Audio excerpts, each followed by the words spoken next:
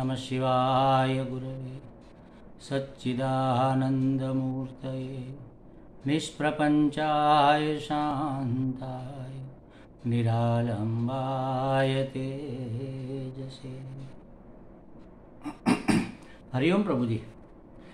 आज के इस प्रश्न परिषद में आप सबका स्वागत है। आज का प्रश्न गोंडल गुजरात से सोनल जी का है। उन्होंने पूछा है कि साधन पंचकम स्तोत्र है शंकराचार्य जी का, उसके 36वां सोपान मतलब 5वें श्लोक में चौथा चरण समझ लो, चौथा चरण ये है जगदिदम तद्बाधितम दृश्यताम। इसे समझाइए। पहले तो पूरा श्लोक हम देखते हैं, उसका शब्दार्थ करेंगे, फिर उस चरण के ऊपर थोड़ा प्रकाश डालेंगे। वैसे तो ये समझाना मेरे लिए बहुत ही मुश्किल है। मुश्किल इसलिए नहीं है कि यह कठिन है, मुश्किल इसलिए है कि यह इतना गंभीर विषय है कि यह 15-20 मिनट में समझाया नहीं जा सकता। जब साधन पंचक का शिविर लगा था हमारा मांडवी सूरत में, तब 9 दिन का शिविर, डेली 3 घंटे का मेरा प्रवचन, उसमें हम 2 श्लोक पूरा नहीं कर पाए थे। तो ये तो 5वां श्लोक है। अब कहने का मतलब यही है कि एक चरण 1.5-2 घंटे लगते थे समझाने में, तो ये 15-20 मिनट में समझाना मेरे लिए इसलिए मुश्किल है क्योंकि मैं इतना कितना आसान करूँगा इसको। अगर आपकी तैयारी है तो आप पकड़ पाओगे। सरल से सरल करके हम इसको देखने का प्रयत्न करेंगे। देखो क्या कहा है। एकांते सुखमास्यताम परतरे चेतः समाधीयताम पूर्णात्मा सुसमीक्ष्यताम जगदिदं तद्बाधितं दृश्यताम। उस प्राक्कर्म प्रवेलाप्यतां चितिबलात् नाप्युत्तरैश्शिलस्यतां प्रारब्धं त्विहं भुज्यतां परब्रह्मात्मनः स्थायिताम्। जहाँ तक हमारा मतलब है चौथे चरण तक इस श्लोक के, वहाँ तक इसका अर्थ पहले देख लेते हैं, क्योंकि पूर्व के 3 चरण इस चौथे चरण की भूमिका है। एकांते सुखमास्यताम, एकांत में सुख पूर्वक बैठो। आस्यताम मतलब आसन जमाओ। एकांते सुखपूर्वक बैठो, इसका अर्थ क्या है? सुखासन में बैठो या सुखपूर्वक। सुखासन मतलब ज़्यादा देर तक आप एक ही आसन में, एक ही पोस्चर में रह सको, आपके शरीर की स्थिति हिले डुले नहीं, इस प्रकार से पहले तो बैठ जाओ। मतलब सीधे होकर गर्दन, मस्तक और कमर सीधी रखकर, या पालथी मारकर, या पद्मासन में, या स्वस्तिकासन में। ये ज़्यादातर 3 आसन सुखासन सबको लगते हैं, अनुकूल आते हैं।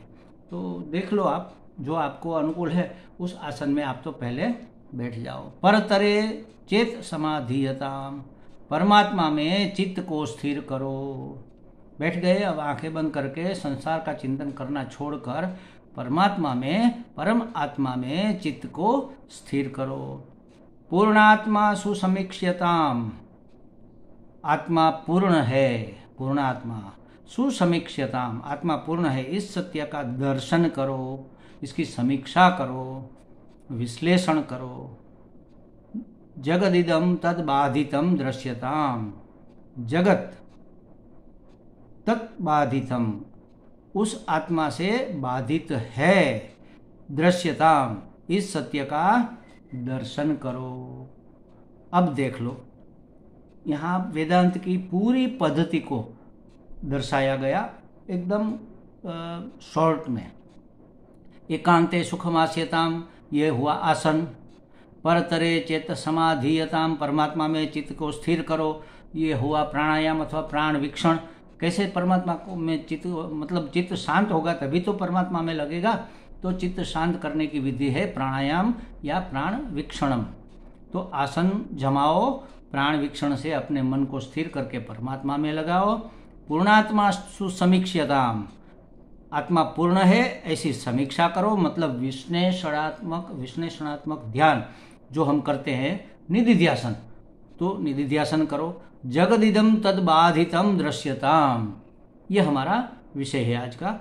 जगदिदम, जगत, तद बाधितम, तत् मतलब तत् त्वम असि, ऐसा जो हमारा महावाक्य है उसका जो तत् है, तत् का मतलब है वह का मतलब है परमात्मा, ब्रह्म, परम चैतन्य, अनंत चैतन्य। तो तत्बाधिताम, उस परमात्मा से इस जगत को बाधित करो।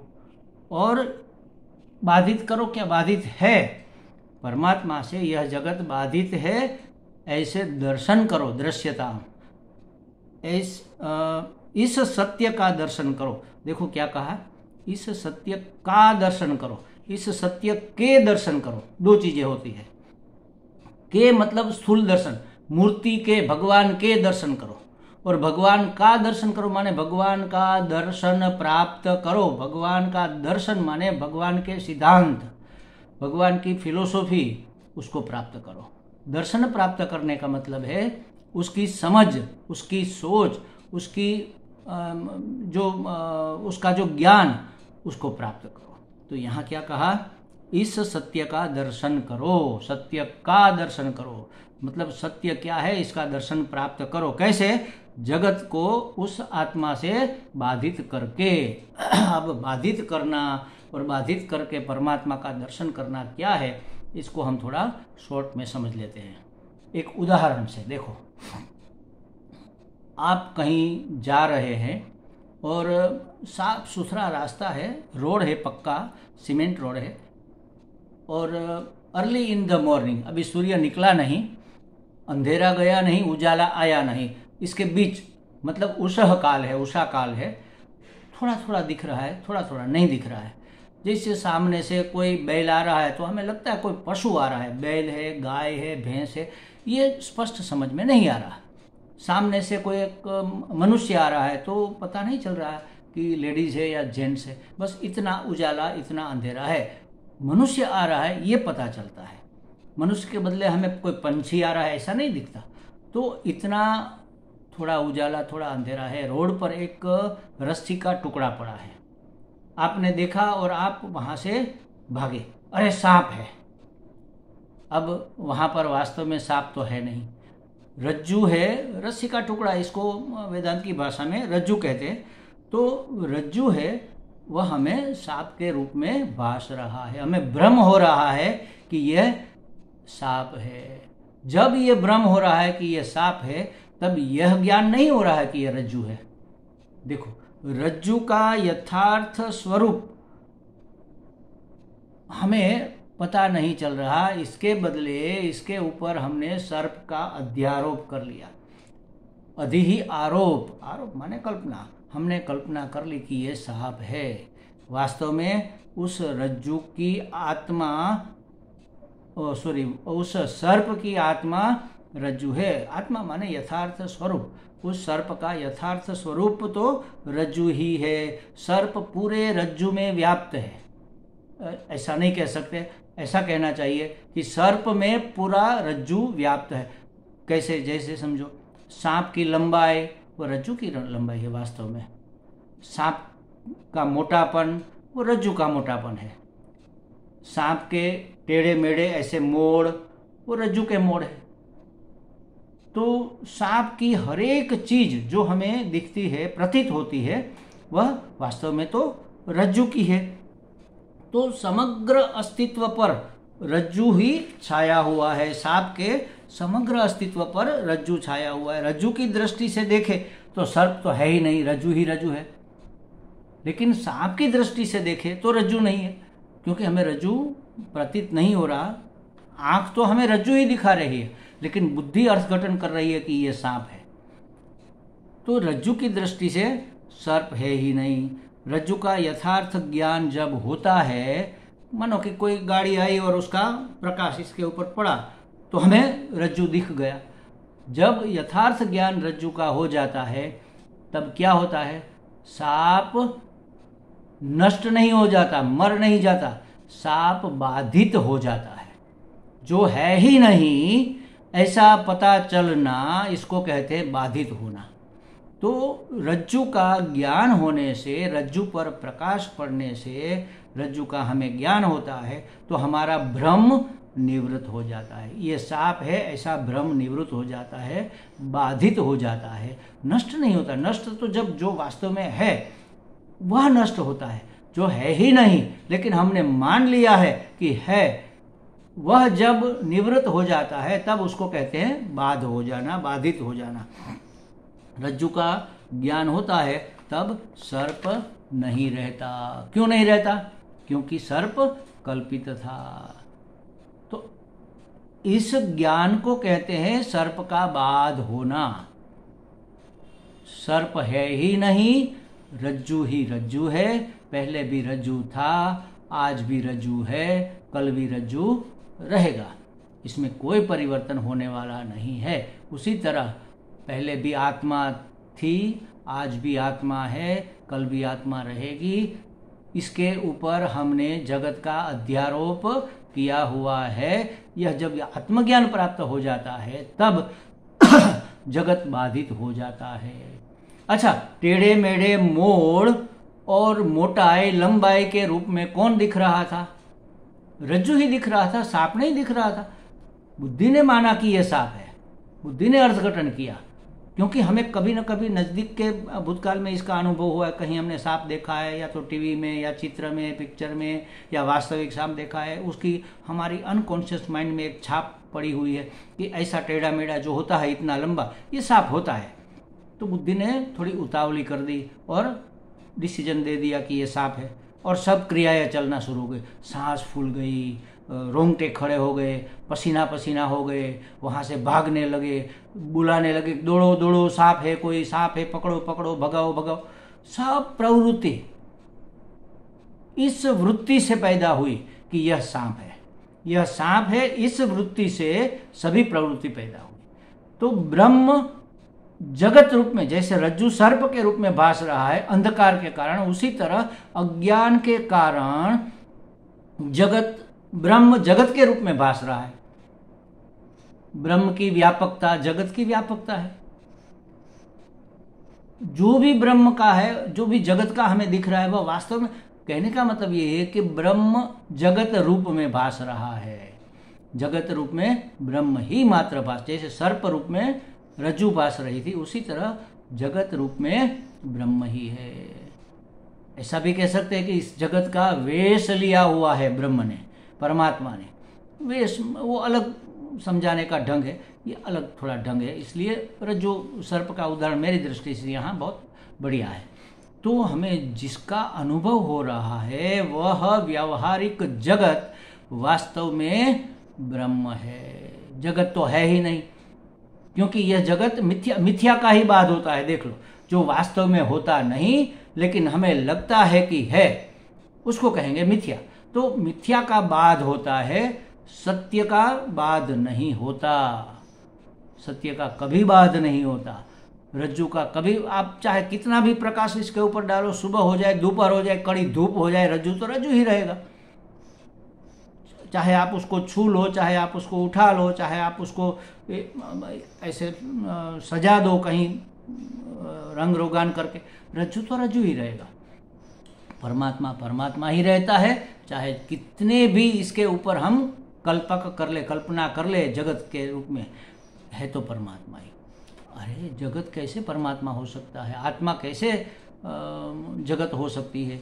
आत्मा के ऊपर जगत का अध्यारोप है, माने जगत मिथ्या है, ब्रह्म सत्य है, आत्मा सत्य है। तो जैसे एक ही आत्मा, जीवात्मा, स्वप्न जगत रच लेता है, वहाँ पर कोई जगत है नहीं वास्तव में। स्वप्न का जो जगत है, स्वप्न में जो हमें दुनिया दिखाई देती है, जो घटनाएं घटती है, जो वस्तुएं हम लेते देते देखते हैं, जहाँ पर हम आते जाते हैं, जो भी जगत रूप में हमें स्वप्न में दिखाई देता है वह आत्मा का अध्यारोपी, आत्मा ने ही, हमने ही रचा है, कोई वहाँ बनाने नहीं आया था। और जब जागते हैं तो जगत स्वप्न का रहता नहीं, उसी तरह ये जगत भी हमारा जागृत का स्वप्न है, जागृत में रचा हुआ हमने किया हुआ अध्यारोप है। ये जगत वास्तव में नहीं है। जब यह ब्रह्म का ज्ञान, आत्मा का ज्ञान, परमात्मा का ज्ञान हो जाएगा, पूर्ण प्रकाश हो जाएगा, तब हमें पता चलेगा कि अरे परमात्मा ही परमात्मा है, जगत तो है ही नहीं। जगत को परमात्मा दृष्टि से देखना जगत का बाध हो गया।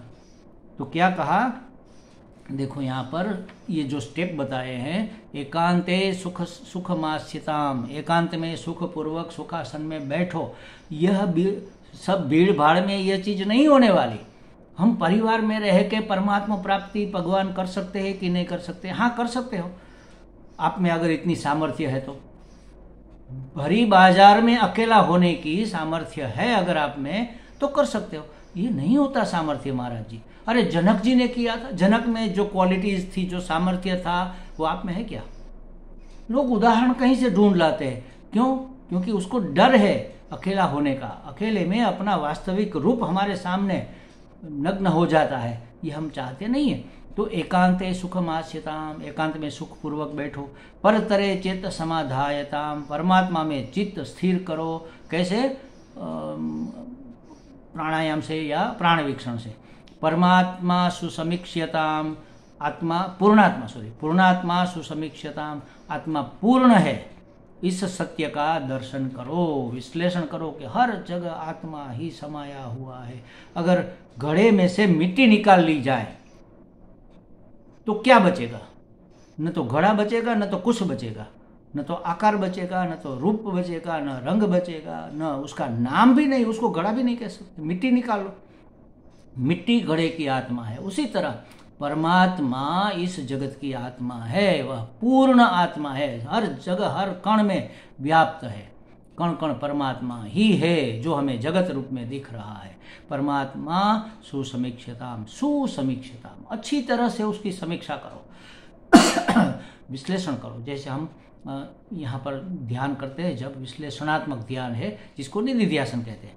और फिर जगदिदम तद्बाधितम दृश्यताम, इस सत्य का दर्शन करो, दृश्यताम, इस सत्य का दर्शन करो। इस दर्शन करो माने सिद्धांत को समझो।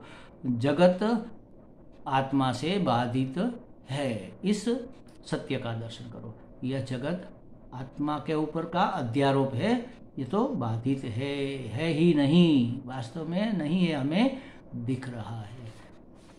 आगे के 2 चरण, मतलब 4 चरण इसके साथ नहीं है, इसके बाद की स्थिति का उसमें वर्णन है, इसको हम छोड़ देते हैं। ये जो समझना था उसके बारे में हमने चर्चा की।